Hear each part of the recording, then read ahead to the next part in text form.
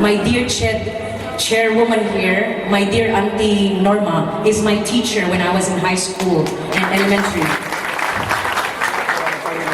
That blood that gave me my being, that blood that gave me my brain, that blood that gave me this voice, and that blood that gave me this energy to walk here, and that blood that gave me this strength to be with you is because I'm a Bangsamoro.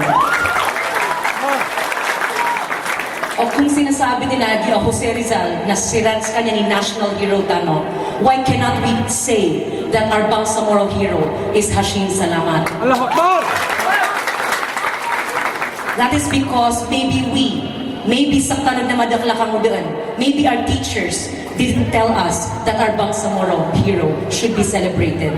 And so I am here in this day of Nisfu Sha'ban, an Islamic holiday, in the spirit that the young people will remember that they came to this seat, and I came here in this microphone because I have a responsibility, and you have a responsibility. We all have a responsibility to bring back that Moro nation that was lost centuries ago. In this